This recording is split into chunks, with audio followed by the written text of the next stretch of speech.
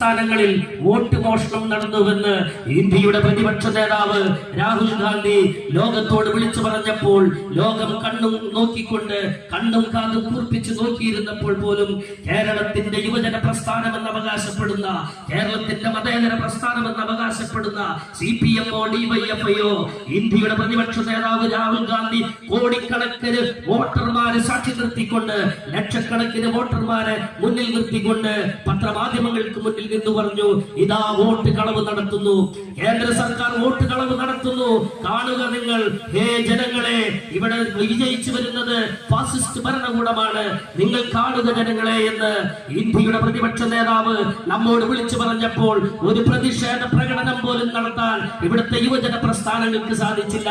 ഇവിടെ ഇല വന്ന് മുള്ളുമ വീണാലും മുള്ളു വന്ന് ഇല വീണാലും പ്രതിഷേധ പ്രകടനം നടത്തുന്ന DYFI പോലുള്ള യുവജന സംഘടനകൾക്ക് സാധിച്ചില്ല. എന്തുകൊണ്ടാണ് സാധിക്കാത്തത്? നിങ്ങളൊന്ന് ചരിത്രം എടുത്തു നോക്കൂ.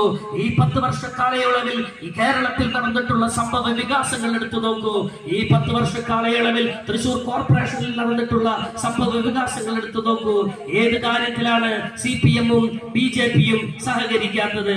അവർ ഏത് കാര്യത്തിലാണ് എതിർത്തിട്ടുള്ളത്? ഏത് കാര്യത്തിലാണ് അവർ സമരരംഗത്തേക്ക് വന്നിട്ടുള്ളത്? ഒന്നിനും വന്നിട്ടുണ്ടാവില്ല.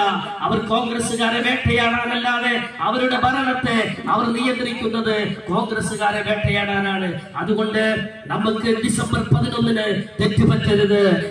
നമ്മൾ ചിന്തിച്ചിട്ട് നമ്മൾ 10 വർഷക്കാലം ഈ അഴിമതി ഭരണത്തിന് നമ്മൾ തലവെച്ചു കൊടുക്കുമ്പോൾ നാളെയും നമുക്ക് തെറ്റുപറ്റിയാൽ ഇനിയൊരു രക്ഷകനായി നമ്മളുടെ മുന്നിൽ ആരും അവതരിക്കാനുണ്ടാവുകയില്ല. നമുക്ക് ഇനിയൊരു തെറ്റുപറ്റിയാൽ, കേരള ജനതയ്ക്ക് തെറ്റുപറ്റിയാൽ, ഈ തൃശൂർ കോർപ്പറേഷനിലെ മണ്ണുത്തി ഡിവിഷനിലെ ജനതയ്ക്ക് തെറ്റുപറ്റിയാൽ, തെറ്റുപറ്റി എന്ന് പറഞ്ഞ് നമുക്ക് മാനത്ത് നോക്കിയിരിക്കാനേ പറ്റൂ.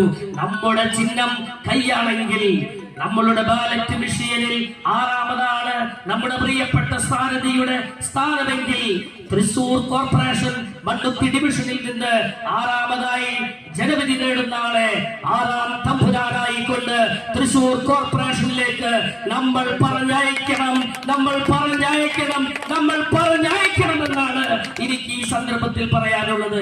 അതെന്തിനാണെന്ന് വെച്ചാൽ, ഫാസിസത്തിനെതിരെ ശബ്ദമുയർത്താൻ, തൃശൂർ കോർപ്പറേഷന്റെ അകത്തളങ്ങളിൽ നിന്നുകൊണ്ട് നമുക്ക് വേണ്ടി സംസാരിക്കാൻ, നമുക്ക് വേണ്ടി വാദിക്കാൻ, നമ്മളുടെ അവകാശം